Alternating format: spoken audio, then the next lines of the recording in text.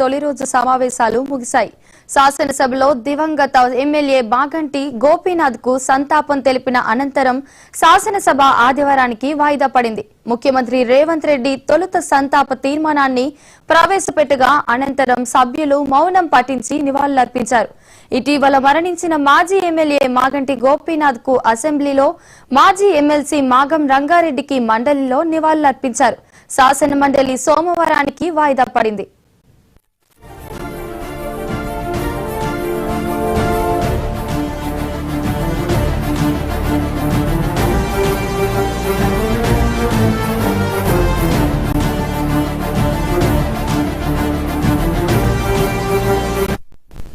BAC సమావేశం జరుగుతోంది. BAC సమావేశంలో అసెంబ్లీ సమావేశాలు ఎన్ని రోజులు నిర్వహించాలనేది నిర్ణయించనున్నారు. 4 నుంచి 5 రోజుల పాటు ఈ సమావేశాలు నిర్వహించే అవకాశం ఉన్నట్లు తెలుస్తోంది. ఈ సమావేశాల్లోనే డిప్యూటీ స్పీకర్ ఎన్నిక కూడా జరిగే అవకాశం ఉంది.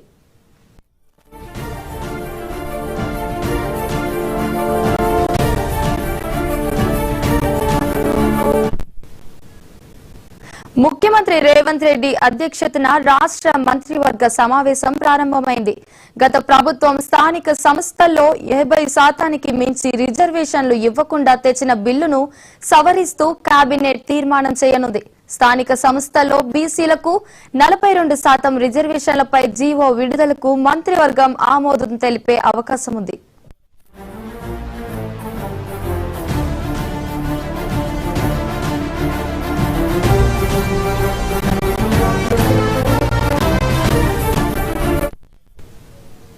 మంత్రివర్గ సమావేశంలో రాష్ట్రంలో వర్షాలు, వరదల వల్ల నష్టపోయిన రైతులను ఆదుకోవడంపై కూడా చర్చించి కీలక నిర్ణయాలు తీసుకునే అవకాశం ఉంది.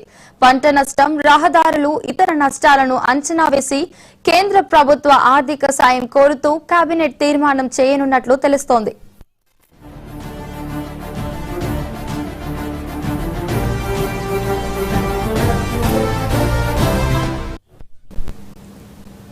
తెలంగాణ శాసనసభ సమావేశాల నేపథ్యంలో సమావేశాల ప్రారంభానికి ముందు బీఆర్ఎస్ ఎమ్మెల్యేలు, ఎమ్మెల్సీలు గన్ పార్క్ వద్దకు చేరుకొని అమరవీరులకు నివాళులర్పించారు. అలాగే యూరియా కొరతపై గన్ పార్క్ వద్ద నిరసన తెలిపారు. ఈ సందర్భంగా కేటీఆర్ మాట్లాడుతూ రేవంత్ ప్రభుత్వం అన్ని అంశాల్లో విఫలమైందని విమర్శించారు.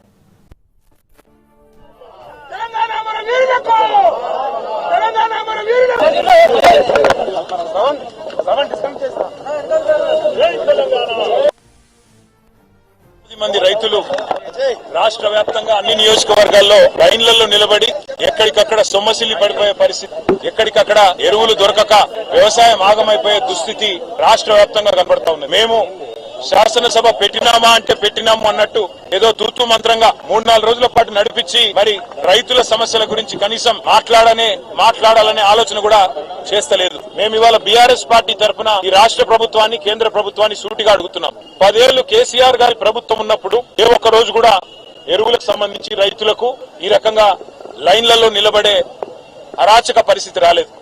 మరి ఎందుకు ఈ రోజు కాంగ్రెస్ ప్రభుత్వం రాగానే తిరిగి ఆనాటి రోజులు మళ్లీ చెప్పులు లైన్ లో పెట్టి, ఆధార్ కార్డులు లైన్ లో పెట్టి, ఎరువుల కోసం లైన్లు కట్టి వర్షంలో పండుగ రోజు కూడా తడిసిపోయే పరిస్థితి ఎందుకు వచ్చింది? దీనికి కారణం ఎవరు? కాంగ్రెస్ ప్రభుత్వం అని చెప్పి మేము డిమాండ్ చేస్తున్నాం. 4 రోజులు అసెంబ్లీ నడపడం కాదు, 15 రోజులు అసెంబ్లీ నడపాలి. రైతుల అన్ని సమస్యలు, అధిక వర్షం వల్ల, వరదల వల్ల పంట నష్టపోయిన రైతుల గురించి కానీ, ఎరువులు సకాలంలో మీరు ఇవ్వలేకపోవడం వల్ల బ్లాక్ మార్కెటింగ్ కాంగ్రెస్ నాయకులు ఎవరైతే చేస్తున్నారో, యూరియా మాఫియా ఎవరైతే కాంగ్రెస్ నాయకులు చేస్తున్నారో వాళ్ళ వల్ల రైతులు పడుతున్న అవస్థల గురించి కూడా బ్రహ్మాండంగా సుదీర్ఘంగా చర్చించే అవకాశం ప్రభుత్వం ఇవ్వాలి. నెలకొని ఉన్న వ్యవసాయ సంక్షోభం మీద కూడా మాట్లాడే అవకాశం ఇవ్వాలి, చర్చ ఖచ్చితంగా పెట్టాలి.